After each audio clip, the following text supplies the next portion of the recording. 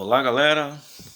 Mais uma vez a gente se encontra aqui para as nossas aulas do curso de Eletrotécnica e Eletromecânica com a disciplina Eletricidade 1, Eletricidade Básica, não é? A gente já vem a 8 encontros tentando desmembrar todo o processo da eletricidade, desde a sua transformação, né, vamos chamar assim.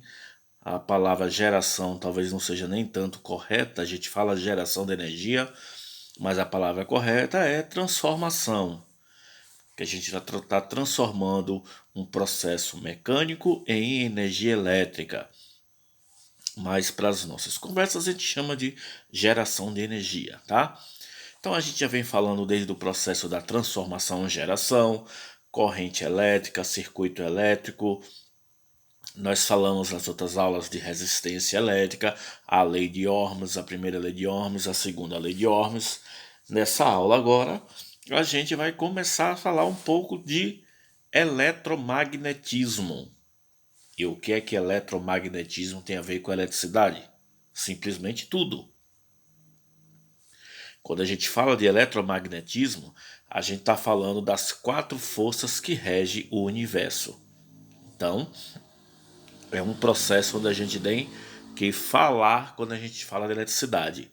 A eletricidade ela não caminha separado do magnetismo, né? Então, só lembrando, nós somos o CETEC Jacobina, né? Centro de Especialização Técnica da cidade de Jacobina, Bahia, Brasil. Sou o professor Márcio Rogério e estamos aqui para a nossa aula número 9 do curso de Eletrotécnica e Eletromecânica da disciplina Eletricidade 1, Eletricidade Básica. Então, esse é o rapaz, vamos chamar assim, que a gente vai falar agora, eletromagnetismo. Magnetismo, galera, ele tem uma importante ideia na vida da gente, certo? As primeiras interpretações que a gente tem de eletromagnetismo, somente o imã que a gente vê em alto-falantes, pedaços de imãs que quando a gente é criança a gente pega aqueles imãs para brincar, imãs de geladeira. É a primeira ideia que a gente tem, mas a gente não tem a ideia do quanto o eletromagnetismo é importante para a vida do ser humano. Em tudo que a gente possa pensar, existe eletromagnetismo. Existem 4 forças que regem o universo. Isso quer dizer o quê? 4 forças que dominam todo o nosso universo. Quais são essas forças? A força nuclear fraca, a força nuclear forte, a força gravitacional universal, que é a gravidade do universo, não a gravidade da Terra, e o eletromagnetismo. O eletromagnetismo faz parte de qualquer situação que a gente possa pensar no universo. Ele tem um poder eletromagnético. Inclusive você também. Inclusive a mim, inclusive a nós. Nós temos alguma estrutura eletromagnética dentro do nosso corpo. Quando a gente pega 2 moléculas de átomos, a gente volta para a nossa primeira aula, que a gente tinha aquelas moléculas que a gente viu. Uma molécula só é ligada à outra por causa da força eletromagnética, como um ímã, certo? Só a gente botar a comparação de um ímã. Vamos colocar um exemplo aqui, a água, H2O, 2 moléculas de hidrogênio com uma molécula de oxigênio. Essas 2 moléculas de hidrogênio, ela faz uma ligação com uma molécula de oxigênio. De que forma? Através da força eletromagnética. Como se a gente tivesse vários pedaços de ímãs e um ligando ao outro. Este é o processo eletromagnético. E quando eu falo que ele adentra em mim e em vocês, porque a nossa estrutura da epiderme, nossa estrutura do corpo também, a gente é composto por estruturas atômicas. Então, se a gente é composto por estruturas atômicas, as ligações atômicas são ligações exclusivas eletromagnéticas.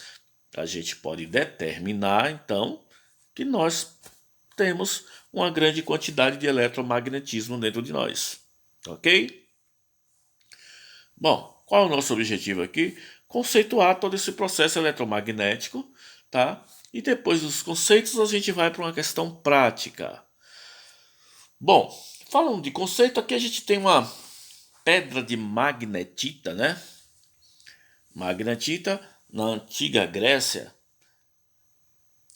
foi descoberto a ideia de eletromagnetismo através dessa pedra. Eletromagnetismo não, de magnetismo primeiro. Depois veio-se a ideia de eletromagnetismo, de eletricidade e magnetismo. A magnetita, essa pedra, onde descobriu que ela, em contato com metais, ela tinha força de atração. Ela sofre força de atração e de repulsão dependendo do material. Então, foi descoberto através dessa pedra. A maior concentração de magnetita no nosso mundo está no nosso Polo Norte, no nosso Polo Norte geográfico. Depois a gente vai falar sobre isso, Polo Norte geográfico e Polo Sul geográfico, ok? Bora lá. A gente vai conceituar a questão do eletromagnetismo. Depósitos de minérios de ferro magnéticos foram descobertos pelos gregos, tá? Numa região da Turquia, há muitos séculos atrás. A região então era conhecida como a Magnésia. E assim, esse minério, aquela pedra que a gente viu, foi chamado de magnetita. Magnetita porque foi na Magnésia, na terra da Magnésia, a região que chamava Magnésia. Outros depósitos de magnetita são encontrados em várias regiões do mundo. E os pedaços de magnetita são conhecidos como ímãs naturais.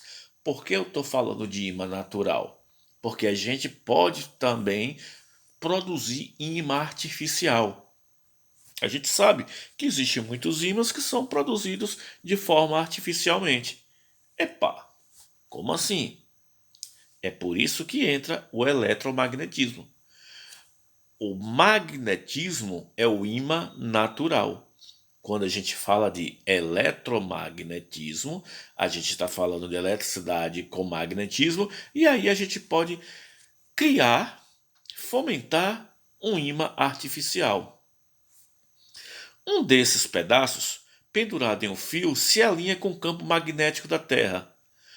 Por volta do século XII, os homens começaram a usar esses ímãs naturais, a que davam o nome de pedra-ímã, como as primeiras bússolas magnéticas. Então, as bússolas magnéticas veio dessa ideia, né? Então, vamos ver aqui vários exemplos de ímãs, vários tipos de ímãs que a gente pode colocar aqui como exemplo. A gente vai ter que conhecer também a teoria de campo magnético, como é que funciona o campo magnético. A gente vai ter que teoria das particularidades, tá?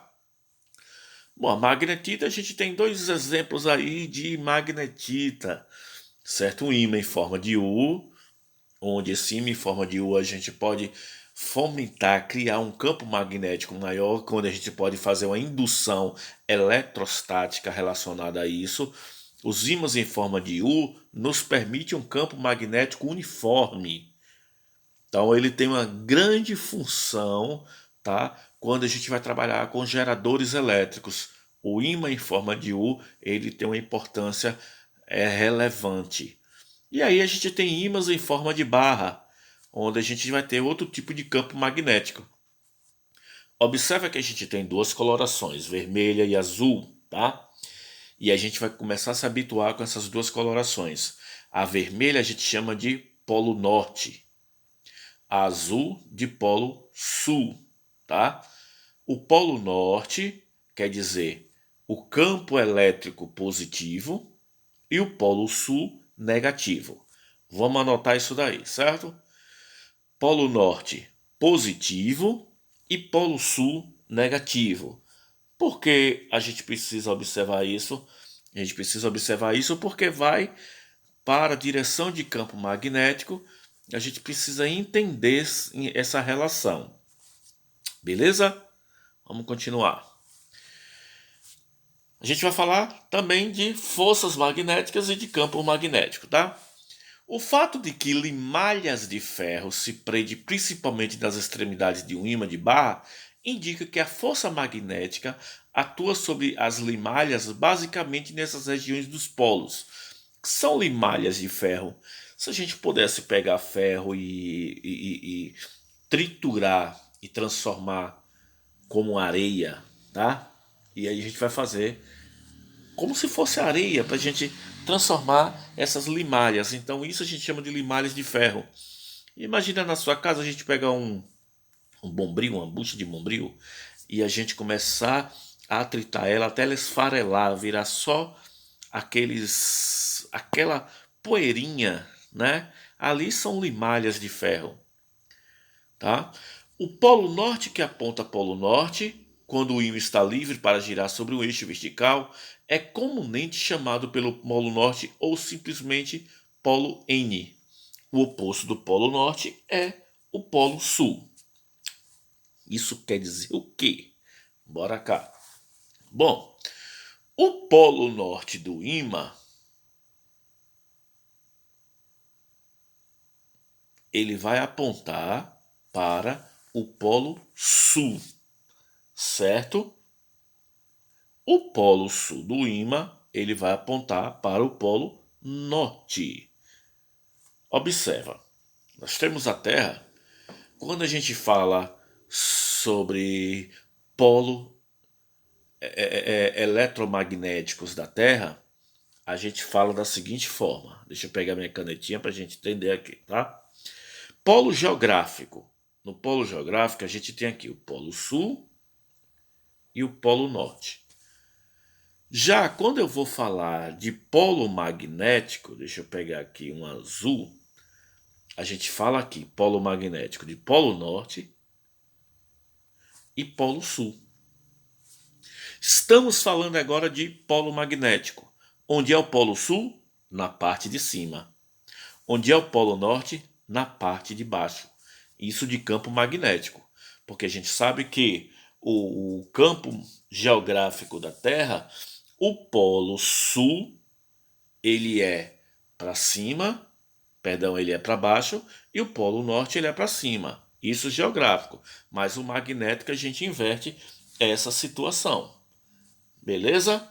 O campo magnético da Terra, ele funciona da seguinte forma. Por que ele funciona assim? Porque, veja só, o Polo Norte, pega a canetinha aqui, o Polo Norte ele é positivo e o Polo Sul ele é negativo. Lembra que as cargas opostas se atraem? Se a gente tem o Polo Norte lá em cima, qual é a carga que vai atrair o Polo Norte? O Polo Sul. Então, geograficamente, nós temos Polo Norte e Polo Sul. Magneticamente, nós temos Polo Sul e Polo Norte geográfico. Ok, galera? Pronto, deixa eu tirar aqui a canetinha. Bom, aí a gente tem as ideias de campo elétrico. Olha aí o que é malha de ferro. A gente pegar o ferro e triturar e fazer dessa forma. Se a gente pega uma barra de ímã U, uma barra normal e ímãs em U, e a gente joga essa limalha de ferro, onde está dentro desse frasquinho aí, e a gente joga aí em cima, a gente vai ter essas formatações de desenhos. Por quê? Porque o polo positivo ele vai funcionar do mesmo jeito da corrente elétrica. Como é que funciona a corrente elétrica? A corrente elétrica ela funciona de que forma? Polo positivo é de afastamento e polo negativo é de aproximação. Pega a canetinha aqui, ela vai funcionar assim, ó, fazendo esse percurso, ó.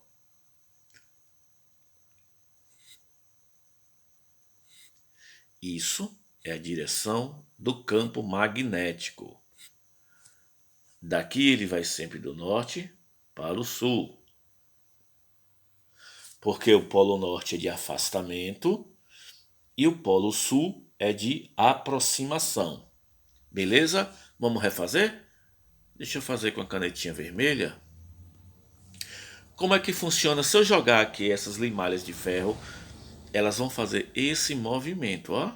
Daqui elas vão toda direcionada para aqui. Por quê? Porque na corrente elétrica ele não sai do polo positivo para o polo negativo. No campo magnético também é a mesma coisa. Do polo positivo direcionando até o polo negativo. É desse jeito que funciona o campo elétrico. Vamos ver outro exemplo? Campo elétrico do ímã em barra. Como é que funcionaria? Novamente. Imagina que aqui a gente tem uma barra de ímã. Ó. Isso é uma barra de ímã, tá? Vou retirar aqui.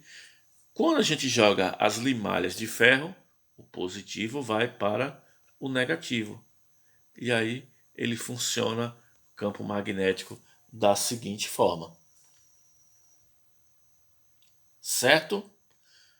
Pronto, acho que fica fácil a gente entender como é a formatação de um campo magnético. É desse jeito que funciona o campo magnético. Linhas de campo de indução. Ah, se a gente tem duas barras, observa que a gente tem aqui sul e norte. Nesse segundo desenho, observa que o norte ele vem para o sul, ele vem para aqui e vai vir para cá, ó. Porque ele direciona o campo magnético, tá? Vamos a algumas observações que aí vocês precisam anotar. Por exemplo, polos de mesmo nome se repelem e de nomes contrários se atraem, certo? Isso quer dizer, quando a gente pega duas barras de ímã, dois pedaços de ímã, e a gente tenta colocar um ao lado da outra e a gente não consegue, é porque ali a gente tem polos de mesmo nome. Ou os dois ali são polos norte, ou os dois são polo sul. Lembra que polo norte é positivo e polo sul é negativo. Então a gente tenta colocar um e não consegue. Por quê? Porque os dois são de mesmo nome. Mas aí a gente vira o ímã de um lado e a gente aproxima e de repente ele jupa, gruda um no outro. Por que gruda? Porque são polos de nomes contrários. De nomes contrários se atrai. A gente teria ali um polo positivo e um polo negativo, tá? Essa força de atração a gente vê depois. Uma coisa que a gente tem que lembrar é relação a isso daqui, tá? O ímã, eu tenho dois, polo norte e polo sul. Se eu quebrar esse ímã ao meio, eu posso dizer que eu terei, se eu pegar aqui, ó, e dividir ele ao meio, eu vou ter um pedaço de polo norte e um pedaço de polo sul, certo? Não. Automaticamente a gente vai estar criando outros dois ímãs, certo? A gente vai ver isso aqui melhor. Mais uma vez, né? Aí tá uma charge só para animar a situação. O polo sul geográfico é o negativo e o polo norte geográfico ele é o positivo. Galera, se a gente for fazer o seguinte esquema, ó, novamente, polo de mesmo nome se repele, de nomes diferentes se atrai. Se a gente colocar aqui sul com sul, o que é que vai acontecer? Eles se repelem. Observe que quando aproximou aqui o polo norte, nesse polo norte, ele veio para cá, se afastou. Agora a gente inverteu as posições e botou o norte com sul. O que é que acontece? A atração. Se a gente consegue colocar sul com sul, que são sinais iguais, o que é que vai acontecer? Eles vão se repelir. Uma outra coisa importante é a inseparabilidade dos ímãs, tá? Imagina que eu tenho essa barra de ímã aqui. Deixa eu apagar tudo e refazer. A gente tem essa barra de ímã, onde nós temos aqui o polo sul e a gente tem aqui o polo norte. Imagina que a gente vai repartir esse ímã ao meio. E alguém vai dizer, pronto, repartir o ímã ao meio, Agora eu vou ter um pedaço do ímã positivo em uma mão e um pedaço de um ímã negativo da outra mão. Enganou-se. Por que enganou? Porque automaticamente o ímã ele vai criar novamente o polo que não existe. Deixa eu apagar aqui. Se eu quebrar, observa, eu quebrei aqui. Desse lado, eu só vou ter o polo sul. Mas automaticamente, olha aqui o polo sul, vai se criar um polo norte. Aqui eu tenho um polo norte. Quando quebra, automaticamente cria-se um polo sul. E se eu repartir novamente aqui ao meio, ele vai criar novamente outro polo. Sul e norte, sul e norte. Sul e norte, sul e norte. E se eu repartir novamente aqui ao meio, automaticamente ele vai estar criando outro polo, tanto o polo sul como o polo norte. Os ímãs eles não separam de forma nenhuma os seus polos. Certo, galera? Bom, vamos dar continuidade então. Aqui a gente tem a questão de vetor campo elétrico, vetor campo magnético, perdão. E aí a gente vai ter que conhecer duas simbologias. Quais são as simbologias? Esta daqui, tá? O que é isso? É uma bolinha com X. Quando eu estiver olhando para a tela do computador, eu vou perceber que o campo magnético aí, ele vai estar entrando na tela. É como se alguma coisa saísse do meu olho e entrasse na tela do computador ou do celular que você está vendo. Se for dessa forma aqui, epa, que saiu horrível. Se for dessa forma aqui, um círculo com um pontinho, é como se tivesse vindo de lá para o meu olho. É uma ideia que a gente vai ter do campo magnético. Porque o campo magnético ele funciona, olha aqui, saindo do polo norte para o polo sul, polo norte para o polo sul. Do mesmo esquema do campo elétrico, da corrente elétrica, tá? Bom, a gente lembre disso. Se tiver uma bolinha com X, é porque como se eu tivesse algo saindo do meu olho para a tela do computador. Se for uma circunferência com a bolinha no meio, é como se estivesse saindo da tela do monitor e indo em direção dos seus olhos. A gente vai entender isso melhor depois. Mas outra situação, o campo magnético, certo? É um campo magnético de uniforme, tá? Vamos lembrar isso daqui, galera, ó. Unidade de campo magnético é, B, certo? Então, B é a unidade de campo magnético. E a gente mede campo magnético através de quê? A gente não poderia falar de eletromagnetismo sem falar de Nikola Tesla. Tesla é um dos maiores que descobriu o campo magnético, que trabalhou com a questão de campo magnético. Tá? Então, a gente mede através de Tesla. Bom, até agora a gente vai falando de magnetismo, mas o que é que tem a ver magnetismo com eletromagnetismo?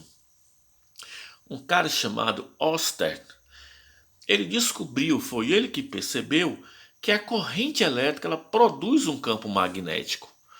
Onde tem corrente elétrica, tem campo magnético. E essa corrente elétrica influencia no campo magnético.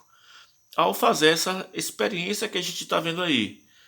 Bom, ele desenhou um circuito elétrico, observa saindo da bateria, passa ali por um fio, vai até pela lâmpada e volta para a bateria.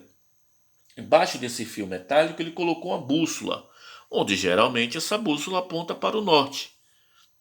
E a gente observa que a chave está fechada. Se ligar a chave, o que é que acontece? Bom, aí está mais detalhado o experimento de Oster. A gente observa que quando a chave está aberta, nesse desenho de cima, o interruptor está aberto, não tem corrente elétrica, né? Se não tem corrente elétrica, não tem movimento de elétrons Então a chave está aberta. Observe para onde aponta a bússola. Ela está em repouso e ela aponta na mesma direção do campo elétrico aí, da corrente elétrica. Já no esquema de baixo, o interruptor é fechado. Observe que quando fecha o interruptor, a agulha ela se movimenta de forma que fique perpendicular à corrente elétrica. Certo? Observa aqui, deixa eu pegar a canetinha para a gente ver. Chave aberta. Olha aqui como é que tá, ó, o desenho. Chave fechada. Ó, fio e agora a bússola. Ela ficou perpendicular. Deixa eu apagar para a gente ver como é. Faz de novo. Bora lá. Observa que o fio e a bússola elas estão em mesmo sentido, mesma direção e mesmo sentido, tá? Se elas estão em mesma direção e mesmo sentido, não tem corrente elétrica. Quando a gente fecha aqui, ela fica perpendicular. É desta forma que a gente descobre que tem o campo elétrico. Ok, galera? Então, Oster, ele percebeu que existe o campo elétrico através desta situação, tá? Bom, se agora a gente descobre que campo elétrico e campo magnético trabalham-se junto, a gente vai ter uma junção. Lembra que a gente vem falando no início dessa aula sobre ímãs naturais e ímãs artificiais? Então, os ímãs artificiais são criados através de corrente elétrica. Com o manuseio de corrente elétrica, de um gerador elétrico, a gente pode produzir ímãs naturais. E a gente sabe que esses ímãs naturais, onde a gente não dá uma interpretação melhor de indução magnética, tá? Aí a gente tem solenoides, a gente tem bobinas, todas essas bobinas a gente tem indutor. Tudo isso é produzido através de magnetismo e eletricidade junto. Quando a gente junta eletromagnetismo, magnetismo e eletricidade, a gente pode colocar N situações que vai favorecer na criação de um campo elétrico. E quais são essas formas que a gente pode criar? Bom, a gente pode fazer com um condutor retilíneo, um fio, e esse fio a gente pode ligar ele em um polo positivo e um polo negativo de uma bateria. Esse fio a gente vai criar um campo magnético nesse fio. Olha o pontinho aí e o xizinho que eu falei para vocês. Depois eu vou explicar melhor para vocês, tá? Então, um fio condutor eu posso criar um campo magnético com fio. E aí eu crio esse campo magnético, eu irei estar fazendo o que com esse fio? Eu vou estar produzindo um ímã artificial e esse ímã artificial vai me permitir criar um campo magnético. Esse campo magnético vai me gerar N situações para que eu possa trabalhar sobre ele. Aqui a gente tem a nossa equação de como usar no campo magnético, tá? B, que quer dizer campo magnético, é igual a micro0 vezes I sobre 2πd, ou 2πr. A gente pode substituir esse D por R também. Depois a gente vai entender melhor isso, tá? Esse micro0 cá em cima é a permeabilidade magnética. O que quer dizer permeabilidade magnética, professor? Bom, permeabilidade magnética é a quantidade de força magnética que ele permite que naquele campo ele possa produzir. Vamos supor, se a gente pega aqui duas barras de ímã e coloque ao lado onde você está vendo esse processo, está assistindo a aula, e a gente coloca esses dois ímãs juntos, são de sinais opostos, de nomes opostos, um positivo e o outro negativo. Tá? Então o que é que vai acontecer? Eles vão se atrair com a força tal. Mas se a gente for para a água, vamos supor, né? Vamos para a água. E aí eu vou colocar esses dois ímãs juntos. O que é que acontece? Vai ter um tipo de força diferente. Se eu coloco dentro de outro líquido, tipo silício, Esses ímãs teriam a mesma força de atração? Não, vão ter uma força de atração totalmente diferente, porque depende do meio. Então, essa permeabilidade magnética equivale 4π vezes 10 elevado a menos 7 Tesla vezes metros por ampere. A gente tem aqui, deixa eu tirar a canetinha, um condutor retilíneo, beleza? Existem outros que a gente vai entender. Além do condutor retilíneo, a gente tem a espira circular, que é essa espira que a gente está vendo aí. E a gente vai ter que entender qual é o campo magnético da espira, o campo magnético de sentido horário, sentido anti-horário.